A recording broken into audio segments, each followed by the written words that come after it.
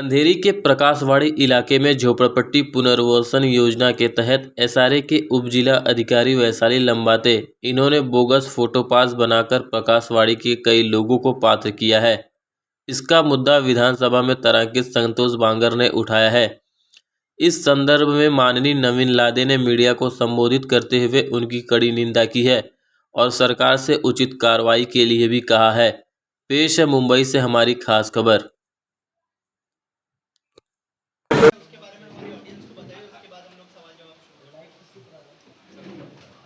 झोपड़पट्टी पुनर्वसन जो प्राधिकरण है, उस प्राधिकरण तो खुद में ही इतना बड़ा अड्डा है भ्रष्टाचारियों का, और वहाँ के अधिकारियों भी बहुत बड़े भ्रष्टाचारी है।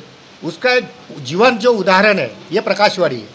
प्रकाशवाड़ी में बोगस फोटो पास पे 100 से ज़्यादा लोगों को पात्र किया गया, और पात्र होने के बाद जो रियल टेनेंट थे वो घर के बाहर हो गए, और जो बाहर से आए हुए लोग थे वो घर के अंदर घुस गए। इस तरह से भ्रष्टाचार ये जो किया हुआ है, ये वैशाली लंबाटे जो उप जिलाधिकारी है, जो पहले माले पे झोपड़पट्टी पुनर्वसन प्राधिकरण में बैठती है, वो 10 से 15 लाख रुपए का रेट लगा के पैसा लेती है और लोगों को पात्र करती है, वो भी बोगस फोटोपास बना के। इस बारे में हमने सतीश लोखंडे को कई बार बोले, कई बार लेटर दिए, हर प्राधिकरण में हर किसी को मिले, उसके बारे में हजारों कंप्लेंट की, लेकिन सुनवाई कुछ भी नहीं हुई। इसके बाद हमने जो है वो हमारे आमदार जो है संतोष बांगर जी, इन्होंने ये विधिमंडल में इस बारे में तारांकित मुद्दा ये अभी उठाया हुआ है, और उसके हम लोग राह देख रहे हैं कि क्या अभी न्याय मिलेगा या नहीं मिलेगा। तो ये मामले को लेके क्या पुलिस कंप्लेंट करने की कोशिश की आपने जो वैशाली जी के खिलाफ? और वैशाली लंबाटे के खिलाफ तो हमने पुलिस स्टेशन से लेके ईडी से लेके सीबीआई से लेके हर यंत्रणा में हमने सब कुछ डाला हुआ है। उनके बहुत सारे एविडेंस भी हमने जमा किए हुए हैं, जो कि हमने सीओ लोखंडे के पास ये हमने दिए भी है, लेकिन वो भी मुझे लगता है कि उनके ये भ्रष्टाचार का बहुत बड़ा मुखिया है सतीश लोखंडे जी, ये सीओ है वहाँ के, लेकिन ये भी उसमें मिले हुए हैं। सर, आपने कैसे कहा कि अपने एविडेंस है, क्या एविडेंस है? और जैसे एविडेंस है तो हमारे साथ कई लोग जो है अभी बताएंगे अपने अपने बारे में कि उन्होंने पैसे कैसे मांगे हुए हैं, किस बारे में मांगे हुए हैं, कैसे वो ये करती है। तो वैसे पब्लिक अपने अपने खुद की जो है वो बताते जाएंगे। जैसे साड़गांवकर जी है वो अपना भी बता देंगे। अभी मेरा नाम है रघुनाथ दत्ताराम साड़गांवकर। एक्चुअल वैशाली लंबाते जो है उन्होंने वहाँ पर एक दलाल को अपॉइंट किया हुआ है। तो दलाल का नाम है अजीत पवार। जो कोई आता है उनको पहले एंटरटेनमेंट करती है, वो पेपर्स देखती है, देखने का बहाना करती है, आप आइए इतने दिन में, और ये बाहर इनको खबर मिल जाती है कि भाई एक बकरा आ गया है, इसको हलाल करना है। तो वो हिसाब से वो बकरे को पास जाके पूछ करता है उसको, भाई आप हमारे पास आइए, आपको वहाँ पे नहीं कुछ काम होने वाला है, हम आपको काम करा के देंगे। ये ऐसे करके ये लोग ये सब बोलते हैं ना, 60 गांठ मिला के यही सब काम कर रहे हैं लोग। तो यही हमारे पास, हमने जैसे नवीन जी ने कहा कि हमारे पास एविडेंस है, हमारे पास इतना पुख्ता एविडेंस है ना कि उनकी ज़रूर एक ना एक दिन कुर्सी हिलने वाली ही है, और उनके ऊपर ताज आएगी ही आएगी इस मामले में। जैसे कि हमारे कलेक्टर पूछा था, आप एमएलए के पास भी गए थे, कंप्लेन ईडी के पास भी गए थे, वहाँ से क्या रिस्पॉन्स है, क्या कुछ कहा?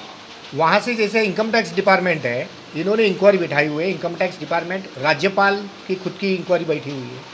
तो ऐसे बहुत सारे लोगों की है, लेकिन वो जो मार्क हुए डॉक्यूमेंट्स, तो वो डॉक्यूमेंट सीओ के पास ही गए हुए, सीओ ने वो सचिव के पास दिए हुए।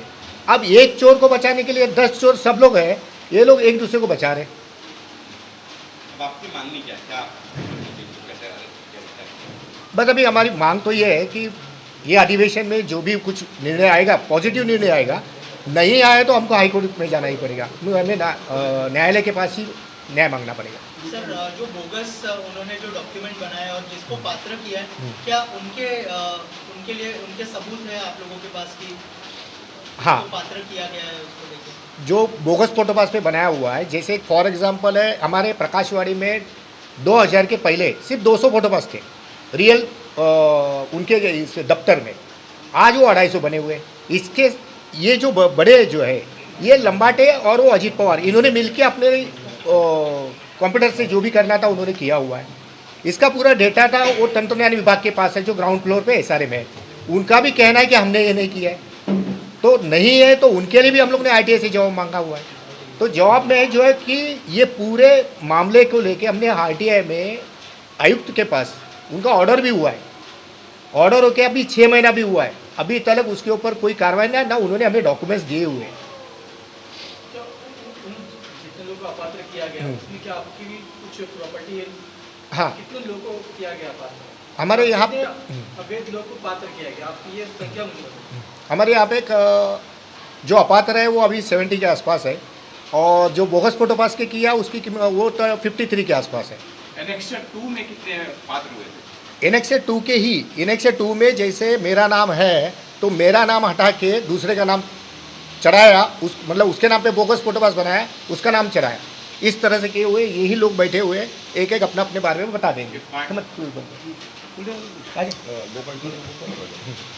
हाँ, मैंने आपको पहले बताया कि इन्होंने जो धांधली मचाई है उसी अगेंस्ट में माननीय लोक आयुक्त के पास 31 जुलाई को ये मेरी हेयरिंग है वहाँ पर। यही बोगस जितना भी है ना एविडेंस उन्होंने डाला हुआ है उसके खिलाफ मैं खड़ा हुआ हूँ, और मेरी पूरी टीम हम सब साथ में एक बनकर ही उनके साथ हम फाइट कर रहे हैं अभी। एनेक्सर 2 एक मूल एनेक्सर पहले कॉपी निकलती है। मूल एनेक्सर 2 में ओरिजिनल टेनेंट के नाम होते हैं, बाद में वहाँ वो अपात्र होते तो ठीक है, सप्लीमेंट्री एनेक्सर निकलता है। सप्लीमेंट्री एनेक्सर जब ही निकला वो किसी का 2021 में निकला, 2022 में निकला, वहाँ बारंबार आरटीआई डालकर, क्योंकि हम यहाँ के रहवासी हैं, यहाँ कौन पात्र होता है अपनी जवाबदारी है देखने की, लेकिन 6-6 महीने तक हमको उस एनेक्सर की कॉपी नहीं मिलती थी। लास्ट में 3rd अपील में लोकायुक्त में जाकर ऑर्डर हुई, ऑर्डर होने के बाद भी 6-6 महीने नहीं मिली, लोगों को पता ही नहीं चला। तो इसमें इतना बड़ा सरप्राइज निकला कि लोग आश्चर्यचकित हो गए कि मैंने तो किसी को रूम बेचा ही नहीं, तो मेरे रूम पर दूसरे का नाम आ गया। वैसे ही श्री मनमथ शेट्टी जी बैठे, ये मूल एनेक्सर यहाँ के रहवासी, इनके फादर 15 साल से कॉर्पोरेटर थे यहाँ पर, बॉर्न एंड बर्थ यहाँ का है, पासपोर्ट यहाँ का है, लाइट बिल यहाँ का है, इनको पता ही नहीं कि मेरे एनेक्स पर और किसी का नाम आ गया। मतलब ये सक्षम प्राधिकारी 4 इन्होंने कैसे किया और कैसे गोलमाल होता है, वो शायद पीएचडी किया होगा उसमें, या कोई अच्छा कोर्स करके आए हो तो वही बता सकते हैं। बाकी लेन देन का व्यवहार क्या करती क्या नहीं, वो तो जैसे जैसे इंक्वायरी होगी वो तो अपने आप बाहर आ जाएगा। पर ये मनमथा शेट्टी जी एक नहीं है, यहाँ पर ऐसे कई लोग हैं जिनका नाम ही चेंज हो गया। वो खुद अपनी व्यथा, जो अपना दुख है, आज साहब मुंबई में घर जाता है ना, तो वो उसकी कल्पना उसको ही होती है, बाकी किसी को होती नहीं है। आज इतनी व्यथा झेल रहे हम, आप तो अच्छे कलेक्टर के लेवल पे हो या और भी, हम तो दुआ करते कि तू उससे भी बड़ी कहीं बन जाओ, बट किसी गरीब का हक मार के नहीं। ये मेरी विनती है, और यही विनती और एक करूँगा मैं इस सरकार से, जो प्रश्न उठा है आज असेंबली में संजय बांगर जी ने जो उठाया इनके नवीन लादे जी की मेहनत से, तो उस प्रश्न पे ऐसी इंक्वायरी बैठे कि अभी गरीब लोग हाई कोर्ट क्या जाएंगे। आज एक केस फाइल करना तो लाख रुपया चाहिए, आज एक ऑलरेडी घर जा चुका है, भाड़ा नहीं मिल रहा है, वो आदमी हाई कोर्ट क्या जाएगा। तो हम सरकार से एक नम्र निवेदन करते हैं कि इनकी जांच एसआईटी जैसे जो होती है, एसआईटी एनआईए वगैरह जो कुछ होता है, वैसे इनके लिए कुछ रिटायर्ड जज जो प्रॉपर जांच करके विदिन 15 to 20 डेज अगर इसका निर्णय लाते हैं तो सही में ये झुग्गी वासियों को न्याय मिलेगा। सर, आप किसी पॉलिटिकल के पास गए थे जिससे कि राजनेता फडणवीस साहब और कोई ऐसे इसका नंबर है पात्र वाले? हाँ, और इनके नाम पे और कोई आ गया, अच्छा, इनको पता ही नहीं। इस पे मेरा नाम, मैं 1963 से उधर हूँ, मेरा पूरा बचपन यहाँ निकला। ये घर जब वो लोग ने डेमोलिशन किया तभी मैं छोड़ दिया। अभी मैं गुजला का काम चालू है, कुछ ना कुछ हो रहा है मेरे। अभी बाद में देखते तो मेरा नाम का बदले में किसी और का नाम है जिसको मैं जानता भी नहीं, और उसको पात्र कर दिया। सर लेकिन कभी भी ना एनेक्सर 2 में जिसका नाम होता है वही नाम आना चाहिए। अब जो वही आपको लिस्ट आती है सारी की, एनेक्सर 2 की लिस्ट आती है, वो उसी का नाम होता है। मेरा इसमें ऐसा वो लोग ने लिखा है कि मैंने आपने सेल कर दिया? मैंने सेल नहीं किया, मैंने कुछ ये डॉक्यूमेंट्स दिया नहीं, इसके लिए वो दूसरा किसी ने कुछ दिया ऐसा करके लिखा है। जबकि मैंने यहाँ का राशन कार्ड, इलेक्ट्रिक बिल, मेरा पासपोर्ट, मेरा स्कूल लिविंग सर्टिफिकेट सब इधर का, पिताजी कॉर्पोरेटर। मेरे पिताजी इधर 20 साल कॉर्पोरेटर थे, कृष्णा शेट्टी उनका नाम है। वो साथ में रहते, हम लोग सब साथ में रहते थे। मेरा नाम जसवंती शांतिलाल चौहान। मैं इसी जगह पर पैदा हुई हूँ, बड़ी हुई हूँ। तो मैं यहाँ पे जन्म से यहाँ पर रहती हूँ। मैंने अपनी पात्रता को लेके कई बार उनको मिलने की कोशिश की, आरटीआई डाला। हियरिंग होने के बाद में भी, आरटीआई डालने के बाद में भी आज तक मुझे वो आरटीआई का जवाब नहीं मिल रहा है। कई बार मैं जाके उनसे मिली भी हूँ, वो वहाँ से अपने को इधर से उधर, कभी उसके पास जाओ कभी उसके पास जाओ करके टालते रही है। लेकिन अभी तक मुझे ना तो आरटीआई का जवाब मिला है, ना ही मुझे वो जो एनेक्सर के अंदर मेरा नाम डाला गया है। कम से कम अपात्र करके भी जो अगर मेंशन हो जाता तो भी मुझे पता चलता है कि भाई वो अपात्र अगर किया गया है तो क्यों किया गया है, तो हम उसके पेपर की पूर्तता करके अपने आप को पात्र करने की कोशिश करते हैं। लेकिन इसके बावजूद भी आज करीबन 7-8 साल हो गया और आरटीआई डाल के मुझको 6 महीने से ज़्यादा हो गया, लेकिन उसका कोई जवाब मुझे अभी तक मिला नहीं है। कई बार मैं जाके मिल के आई हूँ तो ये बताया जा रहा है कि अभी वो इलेक्शन ड्यूटी पर है। फिर बाद में डिलीवरी के लिए गई है, उसकी जगह पर कोई दूसरा उसका चार्ज ले रहा है। और जिन्होंने चार्ज लिया उनसे भी मेरी बात थी, कोई विद्या करके उनका नाम था। मैंने उनसे भी बात की, उनके क्या बोला कि मुझे 15 दिन का समय दो, मैं आपको आपका रिपोर्ट्स देती हूँ। जो मुझे जानकारी चाहिए थी उसके लिए मैंने उनको लेटर दिया जो मुझे मेरे पास था। लेकिन 15 दिन के बाद में मैं जब जा रही हूँ तो बोलता अभी तक मेरे पास चार्ज आया नहीं है, जिस दिन चार्ज आएगा उस दिन हम आपको इन्फॉर्म करेंगे और उस दिन आके आप ले लेना करके। आज उसको भी 6 महीने से ज़्यादा हो चुका है। कई बार मैंने उनको जाके मिलने की कोशिश करी लेकिन मुझे अभी तक उसका कोई जवाब नहीं मिल रहा। मैं सर तभी भी एक जानना चाहूँगा, डेवलपर ओमकार रियल्टर डेवलपर। देखा ओमकार है। ओमकार ठीक का। है। ओमकार का हिस्ट्री तो अच्छी है नहीं, भाई सबसे गंदी हिस्ट्री है। तो उसके बाद भी आपने ओमकार को कैसे दे दिया? नहीं ओमकार तभी 2010 में आया हुआ है ना, 9 में आया हुआ है। तो अभी रिकॉर्ड अभी खराब हुआ, तभी अच्छा। हाँ ओमकार की हिस्ट्री तो मलाड से मैं जानता हूँ अच्छी नहीं है। फिर आपने एक भी बार ओमकार का जिक्र नहीं किया कि उसका हाथ हो सकता है इसमें? नहीं ओमकार का भी हाथ है ना इसके अंदर, ओमकार का भी हाथ है क्योंकि उसको ओसी चाहिए थे। 2021 में उसने ओसी लिया और लेके गया, जो कि ये प्राधिकृत मंडल जो बिठाया ना वो इसी चीज़ के लिए ओमकार ने बिठाया था, ये जो एसआरए को लेके। और जिन लोगों का पात्र किया गया मतलब अपात्र तो नहीं कह सकते, जिन लोगों का नाम नहीं किसी और का नाम डाला गया उनका लिस्ट होगा क्या आपके पास, जिनका नाम है ना हमारे पास वो लिस्ट है 53 लोगों के है। 53 हाँ। बता सकते हैं तो वो लिस्ट में दिखाते हैं। जिन लोगों का नाम ऐड किया गया तो उन लोग से आपने बात की कि उसका नाम तो बेसिकली पात्र में नहीं आना चाहिए लेकिन हो चुका है, तो उन 53 लोगों से आपने कुछ बात किया? नहीं हमने उसके बारे में किसी से बात नहीं किया। हमने डायरेक्ट पुलिस स्टेशन में अर्जी दिया, जैसे मनमत्ता शेट्टी जी है और जो आए हुए हैं उन्होंने पुलिस स्टेशन में अर्जी दी हुई है। सर मेरा नाम अस्मिता पंचाल है, मेरा 49 एज है। यहाँ से ही मैं पैदा हुई, यहाँ ही रहती हूँ मैं सर। पर उन्होंने हमें यानी घर नहीं दिया, नहीं घर का भाड़ा दिया और लिस्ट में हमारा नाम है। प्लस हमने उनको सब यानी लाइट बिल से लेके लिविंग सर्टिफिकेट, स्कूल की सर्टिफिकेट, कॉलेज की सर्टिफिकेट सब दिया है उनको, फिर भी उन्होंने हमारा काम नहीं किया, इतना भाड़ा नहीं दिया। आपका कितने महीने बड़ा हुआ स्टार्ट से एंड तक? स्टार्ट से एंड तक भाड़ा ही नहीं मिला। कितना साल हो गए? 10 साल। और शुरुआत में कितना भाड़ा का बोला था उन्होंने? 13,000। पूरे भाड़े का।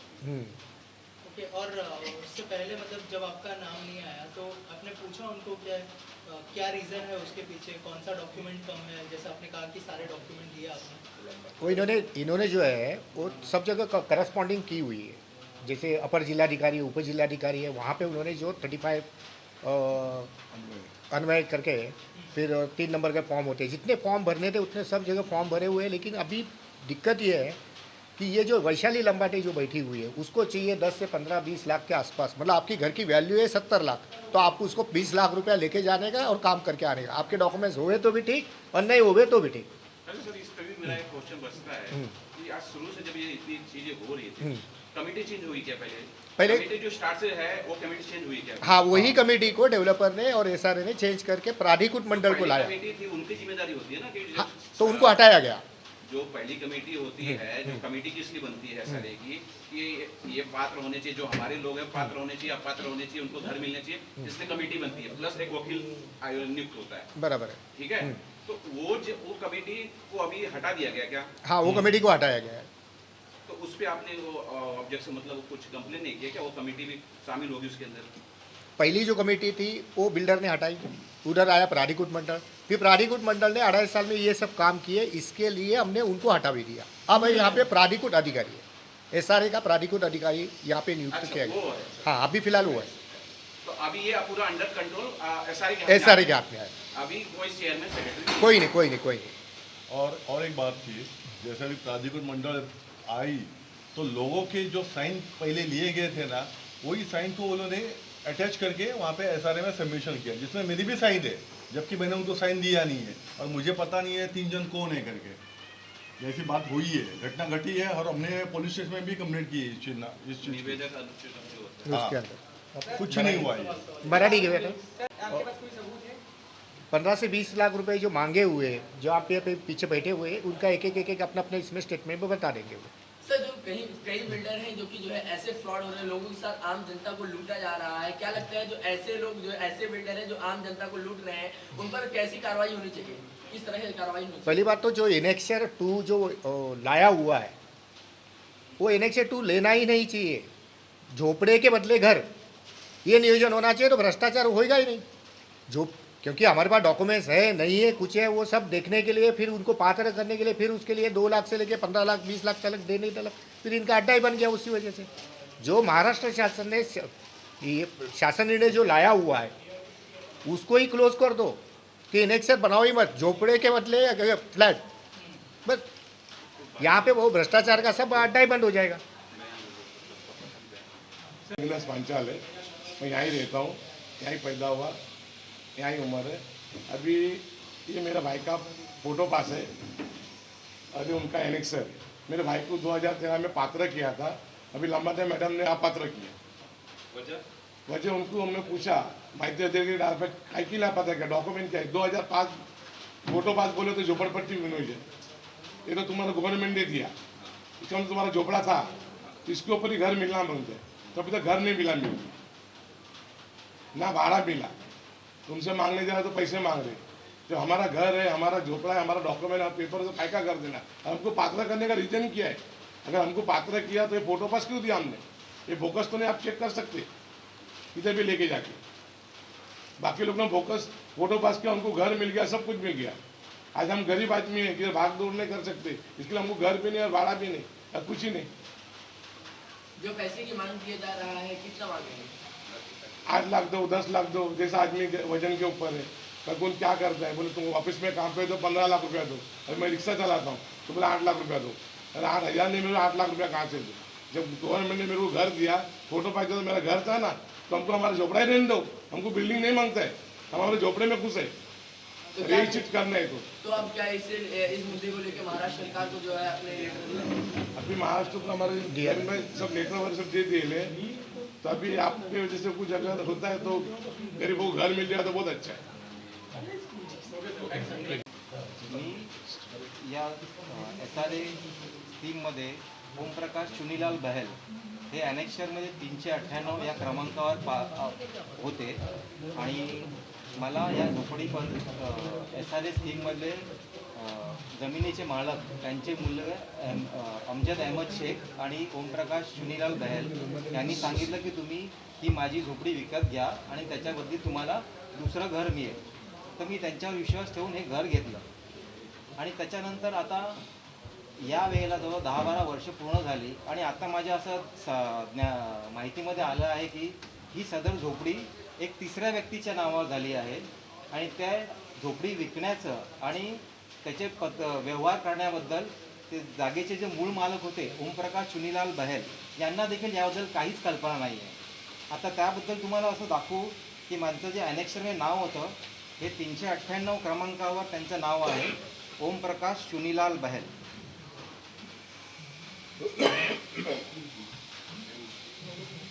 आता जे सप्लिमेंटरी ॲनेक्शर आलेलं आहे त्यामध्ये ओमप्रकाश चुनीलाल बहल यांच्याऐवजी एक तिसऱ्या व्यक्तीचं नाव आलेलं आहे आणि या संदर्भात जेव्हा मी चौकशी केली ह्या जागेचे त्या झोपडीचे मूळ मालक की बाबा तुम्ही असं का केलं, तर ते बोललं की आम्ही असं कोणत्याही प्रकारचा व्यवहार केला नाही आहे.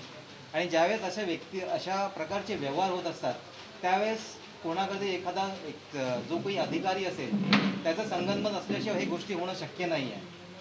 तर तुम्हाला अजून या व्यतिरिक्त काय तुम्हाला विचारायचं पोलीस स्टेशनला माझा मूळ जन्म प्रकाशवाडीचाच आहे. आमच्याकडे कसं जुना टेम्पल होतं, मंदिर होतं, अंबे माताचं मंदिर होतं. ते म्हणजे 1950 पासूनच होतं. तर ते आम्ही पात्र करण्यासाठी म्हणजे आमच्या न्यायालय नंबर 388 मध्ये माझं नाव आहे, म्हणजे अंबे माता मंदिरचं नाव आहे. आम्ही ते पात्रासाठी लंबाटे मॅडम आणि कलेक्टरकडे दिलं होतं. तर भरपूर जाऊन विचारलं की बाय माझं ते टेम्पलचं काय झालं पात्राचं. तर मला सांगितलं मग आता करते सांगितलं. नंतर आम्ही आयडी टाकलं, 1 आयडी टाकलं, 2 आयडी टाकलं, पण काय उत्तर नाही दिलं. तर आम्ही सांगितलं तर टेम्पल आहे माताचं मंदिर आहे, ते पण खूप जुनं आहे, म्हणजे आमच्या जन्माचं पहिल्याचं मंदिर आहे. पण एवढं सांगून पण आमच्या आत्तापर्यंत काही काम झालं नाही. आम्ही किती वेळा विचारलं तिकडे आमचं काय झालं मंदिर, पण ते काही बोलायला काय तयार नाही. तर आता मंदिरचं पण आम्ही काय करायचं ते समजत नाही. तर पुढचे प्रोसिजर आम्ही काय कुठे जायचं का आम्ही प्रत्येक ठिकाणी लेटर टाकलं, म्हणजे मंत्री उपमुख्यमंत्री नंतर आटके म्हणजे भरपूर ठिकाणी आम्ही गेलो, पण आत्तापर्यंत आमचं काही उपायच नाही झाला. हो, मंदिरचा मुद्दा आहे. जसं याच्यामध्ये जे एनेक्सर 2 जे बनवलं त्या एनेक्सर 2मध्ये असणारी जी 2 मंदिरं या प्रकाशवाडीतील असणारी जी 2 मंदिरं आहेत, एक बीट चौकी म्हणजे पोलीस स्टेशनची असलेली बीट चौकी आणि इकडे असणाऱ्या 3 संस्था बाळगोपाळ मित्र मंडळ यांची देखील त्या बाईने नावं बदलली आणि तिथे त्या व्यक्तींची नावं आणली जी व्यक्ती बाहेरची होती. म्हणजे या बाईला कोणीही असं तिला काहीच भीती नाही आहे किंवा तिला काही हे नाही आहे, एवढी खुंखार बाई आहे ती. या मंदिरं यांची 2 मंदिरांची नावं बदलून तिकडे माणसांची नावं आली, बाळगोपाळची पण नावं आली आणि बीट चौकी याबाबत देखील आम्ही तशा तक्रारी केलेल्या आहेत. आता त्याचे बघू या अधिवेशनामध्ये काय होतं. आठवले साहेबांकडे मी हा मुद्दा मांडला होता, त्यांच्याकडे रेग्युलर 2-3 वेळा मी मुद्दा तसा ठेवलेला आहे. पण त्यांनी देखील सीओनशी बोलले, सीओना वगैरे सांगितलेलं आहे. आता बघू, जसं आता आमचा एकच आहे मुद्दा की आत्ता कमीत कमी आम्हाला न्याय मिळावा म्हणून जर विधिमंडळाचा हा प्रश्न क्लिअर झाला तर खूप बरं होईल. पुढचं मग आम्हाला उच्च न्यायालयात जावं लागेल, दाद मागावी लागेल. मध्ये आंदोलन धरण्याचं चालू आहे, पण अखेरला एवढी करस्पॉन्डिंग एवढी एव्हिडन्स आहे, सगळ्या गोष्टी आहेत, तर उच्च न्यायालयात हे करेल. मेरा नाम आजम शेख है. मेरा एक्चुअली है मीठा नदी केस है, यहाँ का नहीं है, मीठा नदी का केस है. मेरा एक्चुअली 2017 में नवंबर 2017 में रूम कटिंग कर चुके हैं और घर मेरे को अभी तक नहीं मिला है, जबकि मेरे पास सब प्रूफ है. 95 का सब कुछ प्रूफ है, सर्वे वो पावती है, लाइट बिल है, सब कुछ है. लेकिन ये लंबाती मैडम जो है इनका बोलना है कि तू फ्रॉड है. अब मैं उनसे ये जानना चाहता हूँ कि भाई ये किस वजह से फ्रॉड है. मेरे पास अगर मेरे पास पेपर नहीं है तो आप मुझे बोलो फ्रॉड. मैं 2017 से घूम रहा हूँ. मैं अपील में गया, अपील में जाके वहाँ से मैं पास हुआ. पास होने के बाद अंधेरी 1 में जो डिप्टी कलेक्टर कोलेकर साहब है उनके पास भी मैं पास हो गया. उन्होंने बोला तुम्हारे नाम पे करके लो, क्योंकि मैं थर्ड पार्टी हूँ. थर्ड पार्टी माझं इकडचं नाही आहे, मिठी नदीचं आहे, मिठी नदी गणेशपाडा. तर इकडे 2017ला आमचे रूम तुटले, 2018ला आम्ही 40,000 भरले रिझर्व्ह बँकेमध्ये. ते पैसे पण भरून घेतले त्या लोकांनी आणि आम्हाला अजून पण यांना त्याची पात्रता भेटली नाही, एनएचआर भेटले ना, घर भेटले ना, भाडं. आणि ह्या टेन्शनमध्ये माझे मिस्टर टेन्शन घेऊन आजारी पडले आणि ह्या गेल्या 26ला वारले पण. तर आता मी ना भाडं भरू शकते ना, मुलांचा खर्च करू शकते, म्हणजे आम्ही जगा ना कसं, हे मला सरकारला विचारलं आम्ही जगायचं कसं. 2 मुलं शिकणारे आहेत, माझं कमवणारं कोणी नाही आहे, मी घेऱ्या मारून मी थकले आता. तर मला म्हणजे एवढीच मी रिक्वेस्ट आहे की मला घर मिळू द्या माझं. आम्ही जगायचं कसं, मुलांना शिकवायचं कसं, हा प्रश्न माझ्यासमोर उभा आहे. आणि मी सारख्या फेऱ्या मारते, SRA मध्ये माझं काम काय होत नाही आहे.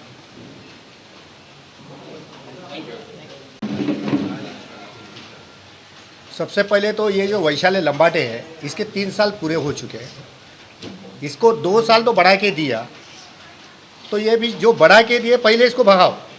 सरकार से पहली मांगी है. ऐसी भ्रष्ट जो लेडी है ये हमने कभी देखी नहीं.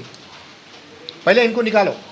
और दूसरा ऐसा है कि जो प्रकाशवाड़ी में जो धांधली मची है उसके ऊपर ध्यान केंद्रित करके ये लोगों को न्याय मिले और लोग अपने अपने घर में आए।